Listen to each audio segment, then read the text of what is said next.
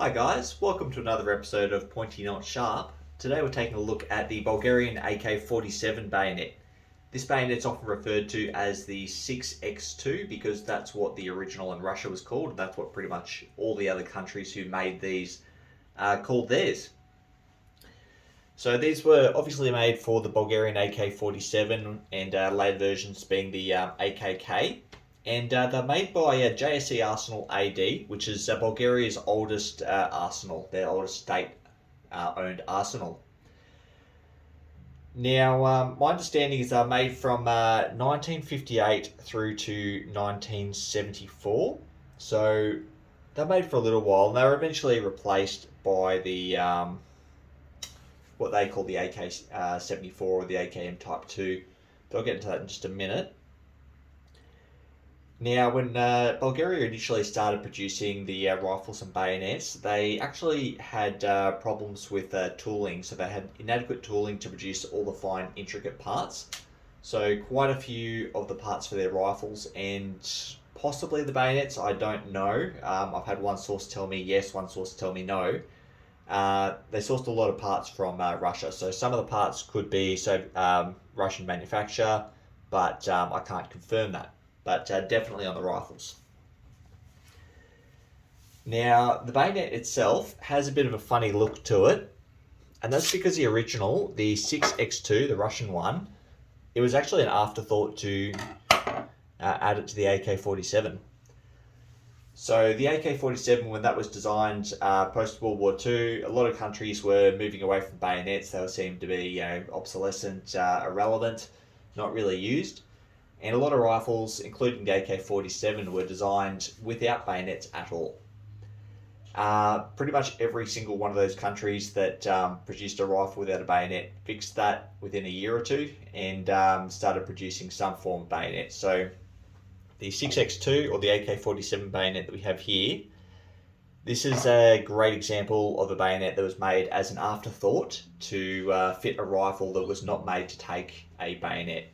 So as you can see, the grip is very weird. We've got a forward muzzle ring and almost a rear muzzle ring and a very weird retention device. And the way it's made to fit a rifle is quite odd. But I'll get to that towards the end of the video. So Russia started manufacturing them in 1955 and Bulgaria followed suit when they started producing their AK-47s in 1958. They actually started production in 1956, but rifles and bayonets didn't actually start leaving the factory until 58. What else? So the actual blade profile itself is a copy of the SKS bayonet, the folding SKS bayonet that the Russians used. And that bayonet itself was a copy of the SVT-40, what the Russians used during World War II on their SVT-40s.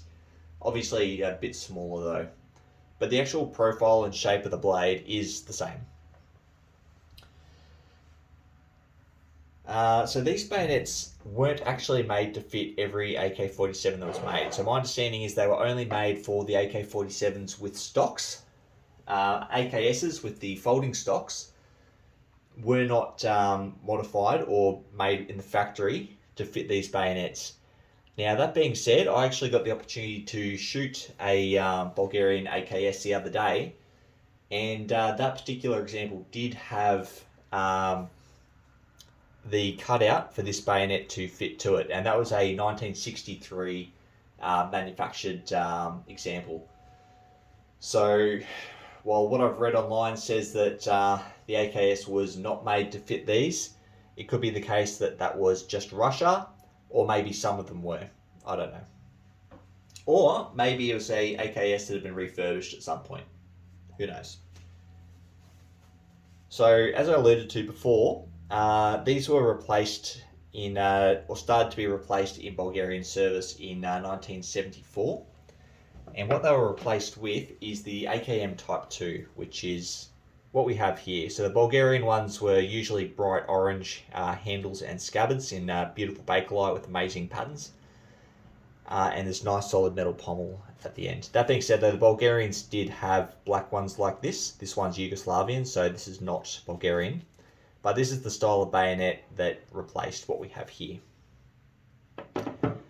Now, this style of bayonet was made by a number of countries. Like, it was made by, I've got a list here, how many? 1, 2, 3, 4, 5, 6, 7 different countries.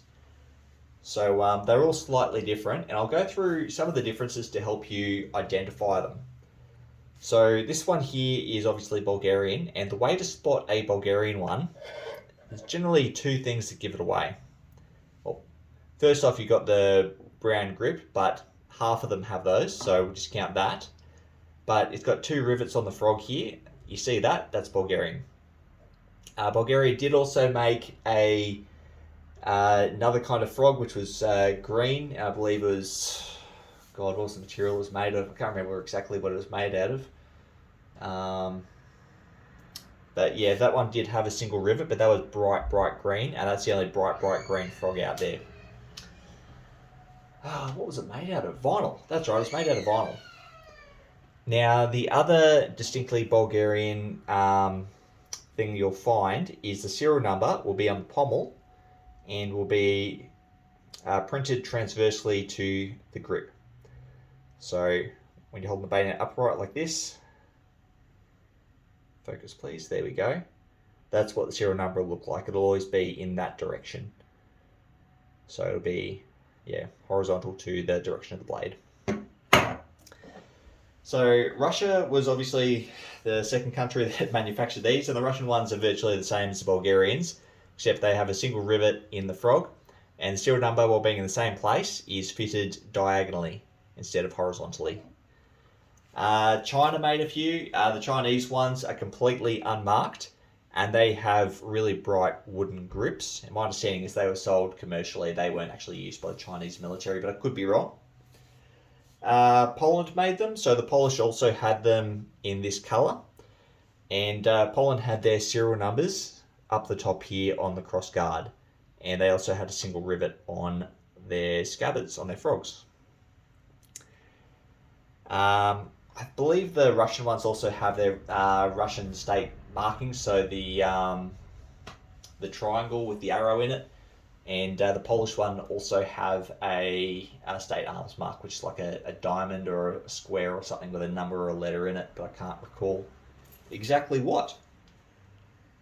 East Germany made these as well, so the East German ones have a similar coloured frog with a single rivet, and the handles are black and smooth. So they're quite easy to spot, but they're not the only ones with black grips. Indonesia also made them with black grips. The Indonesian ones are even easier to spot though, because they have a black nylon frog, and the black grip is actually checkered for grip. So generally you can't miss those, they're pretty easy to spot. And finally, the only other country that manufactured them was North Korea, and the North Korean ones have a different blade profile. They have a clip-pointed tip, kind of like a Bowie knife tip. They're pretty cool and pretty pricey on the collector's market because there's not many of them around. I'm trying to source one at the moment, but we'll see how I go. So we might jump into the actual construction of the blade, and I'll go through the catch and how it attaches to the rifle. I'll do that now before I forget. So you just pretty much slip it over the front of the rifle, slide it on, it'll click in place. But to remove it, you'll see this little bird button here. It's also on the other side. You have to hold both sides of that and pull it down. Now I can't really show you that any better, because if I hold one side and pull it down, it'll sort of lever across and won't move. So you've got to hold both sides. And what that does is we have 2 lugs on the inside here. So one there and one there. And they've got a ramp on one side and sort of like a stop on the other. And when you pull this component, I don't know what else to call it, down, those 2 lugs drop. So when it slides onto the rifle, the ramp will automatically push them down and it will click into place. And then to remove it from the rifle, you pull that down, disengage it, and it will just slide off the front of the rifle. The actual rifle itself underneath the front sight. So the cleaning rod has like a little mount underneath the front sight, underneath the barrel. There's like a little recess that's cut in there, and that's what actually engages these two little sears here. And it's not much of a modification. It's a very, very small modification to make to a rifle, but that's the only modification they needed to make to get these to fit. And it's an extremely simple modification, honestly. Like, you could pretty much do it with an angle grinder. That being said, please don't ruin any nice rifles. The blade itself is sharpened along the top edge with a small false edge. No markings on the ricasso. Very simple little crossguard and muzzle ring.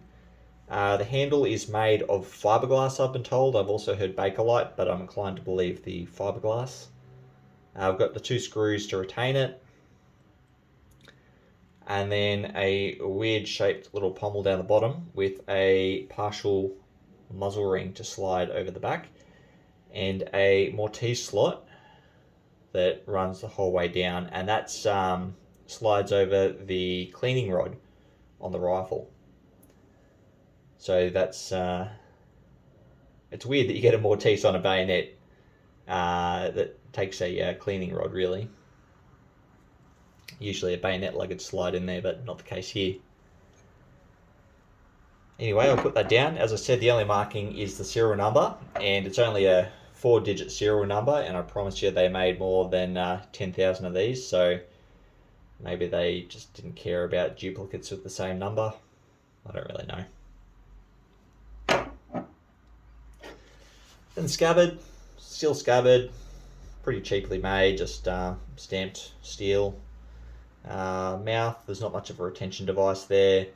The mouth's retained by a little rivet, and likewise we've got a stamped piece of steel retaining the frog. And the frog just slides up and down. You can pull it all the way down there. So just 2 little loops, and it loops through there. And then riveted on leather hilt strap with a little buckle on the front. So yeah, very, very simple. In terms of the feel of this bayonet, it feels like trash. It's very uncomfortable in the hand. It's too small for my hand. And even when you manage to get a good grip on it, it's weird in that the pommel sort of slopes away from your hand. This bottom muzzle ring's in the way. The Mortise slot just feels wrong in your fingers. And the blade being facing upwards, so it's an inverted blade, is just very, very odd. Anyway, guys, that's all the information I've been able to fish up about this particular bayonet here. I'll try to get my hands on some of the other variants like the North Korean. I'd love to get a Russian and a Polish and an East German. I'd love to get an Indonesian. Probably won't find one though. And as I manage to track them down, I will chuck some more videos on, but they'll be a bit briefer because I've covered the meat of the information in this video. Anyway, guys, as per always, if I've made any mistakes or missed anything, please comment below. I'd love to hear from you. I'd love to learn as much as I can about this particular bayonet. Thanks for watching.